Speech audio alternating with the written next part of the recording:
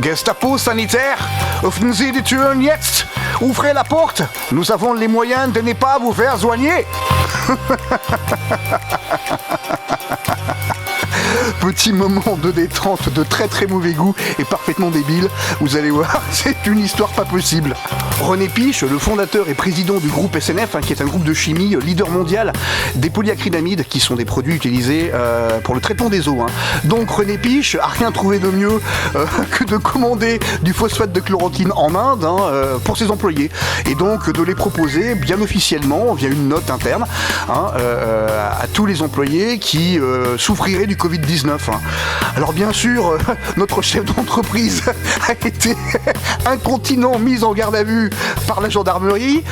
Une enquête est ouverte pour exercice illégal de la pharmacie et de la médecine, bien évidemment. Et puis tous les cadres dirigeants sont entendus. Et bien sûr, nous avons ce syndicat de qui est la CFDT, qui a porté plainte. Voilà. Alors notre René, il a affirmé aux enquêteurs qu'il avait fait cela dans un objectif strictement humanitaire. Alors moi je veux bien le croire, mais c'est pas la chose à faire effectivement.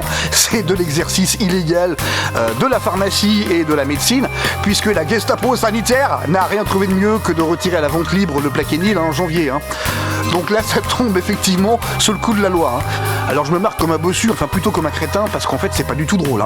Mesdames, messieurs, n'achetez surtout pas de médicaments sur internet parce qu'on vous les présente comme étant de la chloroquine. Dans 99,9% des cas, on va vous refiler des contrefaçons, vous ne saurez pas ce que vous avalerez. Cette histoire illustre deux choses. Bon, la première, eh bien, ce sont les limites de retirer de la vente libre un produit qui l'était en période de crise. Moi je vous mets ma main au feu qu'un gros paquet d'hypocondriaques ont fait exactement comme René Piche. Ils sont allés commander sur internet des produits vendus ou siglés comme chloroquine sans avoir la moindre idée de ce qu'ils achetaient. Et ouais, faut pas oublier qu'un hypocondriaque n'est pas quelqu'un qui se soigne en prenant des médicaments, c'est quelqu'un qui se soigne en les possédant. Il aurait mieux valu laisser le choix aux généralistes de décider de prescrire du Plaquenil ou pas aux patients atteints du Covid-19. Ça aurait évité l'automédication, puisque ça pose des problèmes, et ça aurait également évité les achats intempestifs de contrefaçon sur Internet, qui sont parfaitement incontrôlables puisque ça arrive par la poste.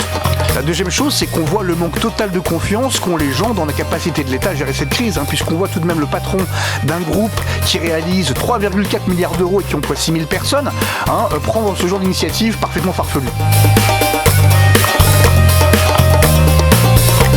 Pas d'automédication et surtout pas d'achat de médicaments sur internet. C'est pire pour votre santé que de ne pas avoir de chloroquine.